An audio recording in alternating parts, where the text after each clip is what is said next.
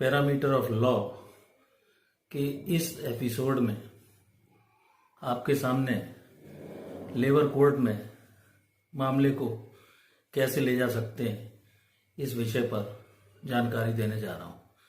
मित्रों, parameter of law के इस चैनल में मैं डिफरेंट कानूनी विषयों पर आपको समय समय पर जानकारी दे रहा हूं। इस चैनल में डिफरेंट कानूनी विषयों में ये जो सब्जेक्ट मैंने लिया है कि लेबर कोर्ट में कैसे आप मामला लगा सकते हैं, ये अत्यंत महत्वपूर्ण है। सबसे पहले यदि कोई भी एम्प्लॉयर, इंडस्ट्री या मालिक आपको ये कह देता है कि कल से आप काम पर नहीं आना, तो ऐसी स्थिति में ये छटनी समझी जाएगी और या फिर वो आपको किसी मिसकॉन्डक्ट या दुराचरण के लिए आरोप पत्र देकर जांच प्रक्रिया के द्वारा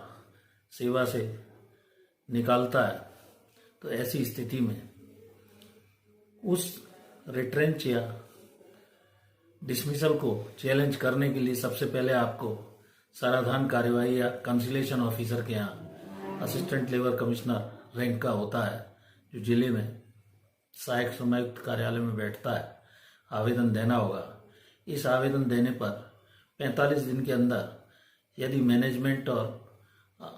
श्रमिक पक्ष की सुनवाई आपस में सुलह की कार्यवाही से निपट जाती है तो ठीक है, अन्यथा 45 दिन के बाद श्रमिक को यह अधिकार हो जाता है कि वह संबंधित श्रम न्यायालय में अपना आवेदन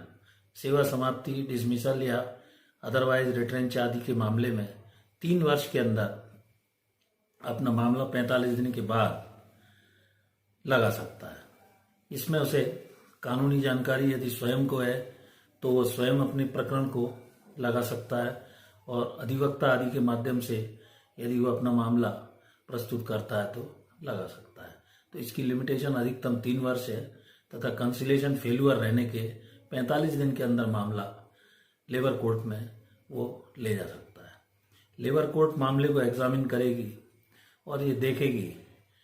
कि इस मामले में जो उसका टर्मिनेशन है वो रिट्रेंचमेंट की श्रेणी में आता है तो वैसा, अन्यथा अगर मिसकॉन्डक्ट आदि के आधार पर निकाला गया है तो पहले उसके विरुद्ध जो जांच की गई है उस जांच में क्या उसे विभागीय जांच में समुचित सुनवाई का अवसर, दस्तावेज आदि दिए गए हैं, बचाव का अवसर मिला है कि नहीं, ये प्रतिनिधि रखने का अवसर है कि नहीं, जांच पे पहले अपनी फाइंडिंग देगी। उसके बाद यदि हार्श एंड डिसप्रपोर्शनेट पनिशमेंट है तो उस मामले में उसको कोर्ट को ये पावर है कि वो विथ और विदाउट बैक वेजेस रीइंस्टेट कर सकती है। मेरिट्स पर भी यदि मामला जाता है तो यह एम्प्लॉयर पर बर्डन होगा कि वह मामले में अगर कोई मिसकॉन्डक्ट आदि के चार्जेस लगाए गए हैं तो मिसकॉन्डक्ट को वह न्यायालय के समक्ष अपनी साक्ष्य द्वारा प्रूव करे। बर्डन जैसे प्रोसिक्यूशन में होता है उसी तरह मिसकॉन्डक्ट प्रूव करने का बर्डन एम्प्लॉयर पर रहता है।